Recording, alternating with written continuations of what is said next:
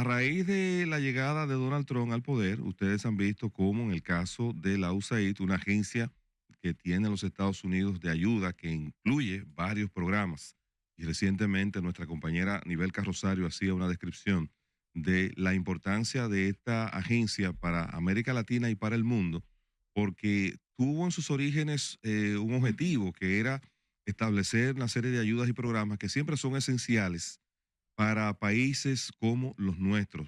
Nosotros, por más avance que hemos tenido y sobre todo en América Latina, siempre se ha dado una característica. Tenemos un grado de miopía que nos impide ver mucho más allá, un poquito más allá, en cuanto al desarrollo humano, en cuanto también a otros aspectos, y se centra en los gobiernos que hemos tenido y en las diferentes etapas con sus avances. Bueno, gobiernos de muchas construcciones, gobiernos de muchas realizaciones materiales, pero con poco empuje, poco avance, pocos aportes para el desarrollo de la calidad humana. Personas que tienen padecimientos de cáncer, enfermedades contagiosas como el VIH, entre otras, muchas veces quedan desamparados si no es por la mano de esas entidades que se dedican a establecer programas que inclusive ayudan a los niños, trabajan mucho el tema de los derechos humanos, entre otras cosas. Eso lo entiendo positivo, que con el paso del tiempo, eso se haya desvirtuado, se haya convertido en otra cosa. Al final de cuentas, los imperios, cuando son tan dominantes, de una manera o de otra, inciden e influyen en la vida de los países que tienen bajo sus pies. República Dominicana no es la excepción. A diferencia del pasado, de los años 1900, la costumbre, la tradición era que cuando el imperio no estaba de acuerdo, te mandaba un ejército e imponía sus condiciones.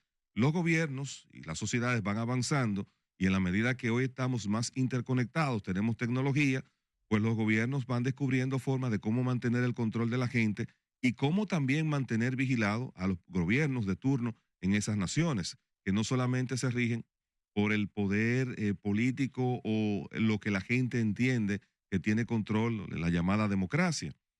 Estas entidades también juegan un papel fundamental que, repito, lo malo ha sido que se hayan desviado, pero no hay nada bueno en el mundo que no tenga algo malo, como no hay nada malo que no tenga algo bueno.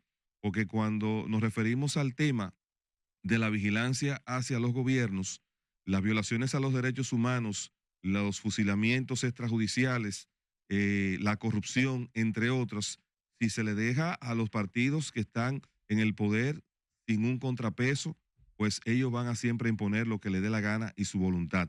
Desde ese punto de vista, el contrapeso social es importante. Y hemos tenido durante los últimos 20 años, 20, 30 años, si mal no recuerdo, pues la incidencia de una entidad que se llama participación ciudadana, en la cual no se puede colocar a todo el mundo en el mismo saco, porque ahí han convergido personas muy preparadas, con una visión también que ha sido, le ha generado al país importantes avances, que lamentablemente otros hayan desviado el curso y se hayan dedicado a otra cosa, a coincidir con la agenda política de gobiernos o de políticos, ya eso es otra cosa.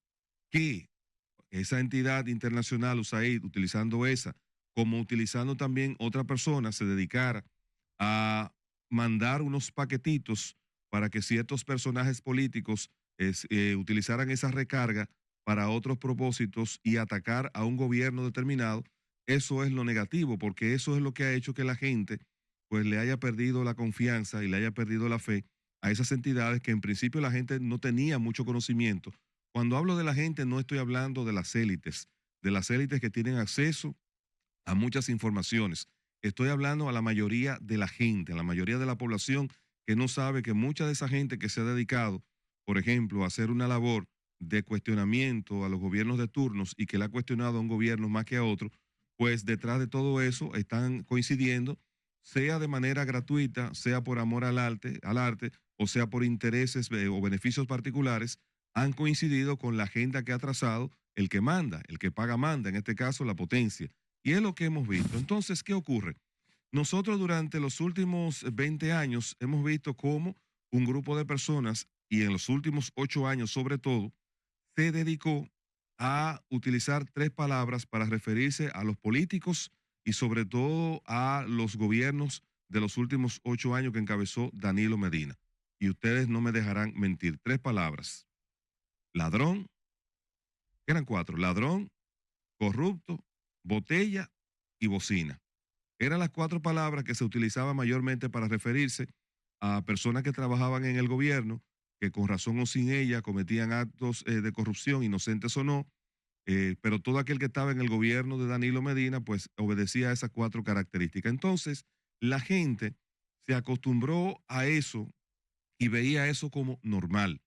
Inclusive yo recuerdo cuando tenía la oportunidad de tener más contacto con el campo dominicano, no era extraño donde una persona, por más apartada que estuviera de la capital, que tuviera acceso a un radio, a una televisión y después con el auge de los celulares, sobre todo al Facebook, que cuando se refería o se refería a una persona conocida del gobierno, a un funcionario o a un político, la primera cosa que le llegaba a la boca a decirle era, ese es un ladrón.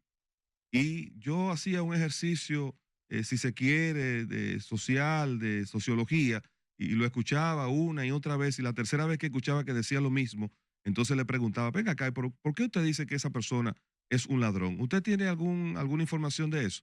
No, yo no tengo información, pero fulano de tal lo dijo. Y si fulano de tal lo dijo en el Facebook, o lo dijo en la radio, o lo dijo en la televisión, eso es así. Y entonces a ese dominicano se le creó la cultura de que porque alguien dijera en un medio de comunicación algo de alguien, pues ya esa persona adquiría la condición de lo irrevocablemente juzgado. Ya era una persona que era un delincuente, aunque nunca se le haya probado o nunca haya sido sometido a la justicia. Pero en la percepción creada a través de el repetir tantas veces lo mismo, la incidencia que tienen los medios de comunicación, la incidencia que tienen las redes sociales, esa persona pues quedaba automáticamente con esa etiqueta de por vida. No estoy aquí diciendo de que eran santos, no cometieron actos de reñidos contra la ley, no estoy hablando de eso, estoy hablando del sentimiento y la percepción que se creó. Tú salías del país y te ibas a Nueva York, te ibas a Boston, donde son comunidades que tienen un gran número de dominicanos, y te pasaba lo mismo. La gente allá se refería todavía con mucho mayor énfasis en que tal figura era un ladrón, o era una bocina, o era una botella, o era un corrupto. Y cuando tú le hacías la pregunta, la respuesta era la misma. No, yo no sé, pero fue que fulano lo dijo. Y si fulano lo dijo, pues eso es así. Y esas personas que se pasaron esos 8 años con ese tipo de lenguaje y de agresividad, y sobre todo fomentando el odio hacia un determinado sector político o partido político, pues se hicieron grandes personajes que eran alabados y eran idolatrados por muchos dominicanos que creían que eran personas que tenían un interés genuino y natural para cuestionar acciones de gobiernos pasados. Yo no sé si lo hacían, repito, de manera voluntaria, si coincidieron con sus agendas, pero coincidían y se montaron en la ola del momento. Entonces, ¿qué pasa ahora?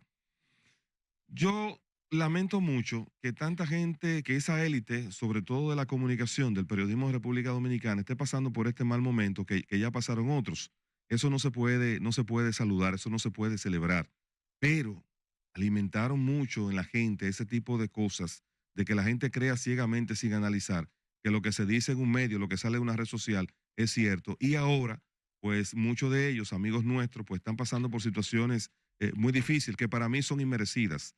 Son situaciones inmerecidas porque yo no sé si cobraban o no cobraban, ese no es mi tema, pero yo sé que hay gente que asumieron agendas o puntos de vista basados en su convicción, no basados en que alguien le estuviera pagando para eso. Que hayan coincidido con otros que hayan pagado. Bueno, los temas de opinión lamentablemente son así. Yo estoy emitiendo esta opinión y voy a coincidir con gente que probablemente obedecen a un tipo de interés o económico o político, pero yo no me voy a dejar arrastrar hacia eso. Donde yo quiero ir también, ya saliendo un poquito de esa consideración, es de que después de lo que ha pasado, que nosotros nos damos cuenta que USAID, a través de Participación Ciudadana, otras ONG, han estado tan pendientes de los problemas de los dominicanos, yo digo, caramba, pero lo que nosotros necesitamos como República Dominicana ahora es que tanta gente talentosa de esa élite periodística, del derecho y de otras profesiones, hagamos una nueva sociedad civil dominicana que siga preocupada por los problemas del país, que siga preocupada por el avance institucional, que siga preocupada por la corrupción, pero que no dependa de financiamiento externo, y que la agenda que se establezca sea la agenda República Dominicana. Porque miren, los gobiernos no se le pueden dejar solo a los partidos. los gobiernos no se le puede dejar solo a la población. La población vive muy cargada y complicada y entretenida y hace falta que gente pensante esté vigilante, esté mirando la evolución hacia donde va un gobierno y hacia donde va también el accionar de los partidos políticos para que puedan ser y puedan orientar a la gente con la finalidad de que podamos tener un mejor país. Yo la verdad que lamento lo que estoy mirando, lamento esta situación. Hay gente allí que se han puesto a hacer una serie de afirmaciones que yo no sé si la podrán demostrar y quizás eso termine en un proceso judicial para algunos, pero lo lamentable de eso es que en el pasado se haya recurrido a esos niveles de descréditos y que ahora en el presente estemos viendo lo mismo y que hayan personas que estén celebrando eso. Por ese camino, el país lamentablemente no va para ninguna parte. Entonces, de ese tema quiero hablar un poquito de política y quiero hablar un poquito de gobierno. Quiero referirme a algunas acciones que he visto en el presidente Luis Abinader, que sin lugar a dudas, de los políticos siempre destacados, los políticos de este tiempo, él le dedica tiempo y se preocupa por cuidar su imagen. Y ha sido el político en el gobierno y ha sido el presidente que más ajustes y más rápidamente hace ante situaciones que le crean disgusto. Escuchamos.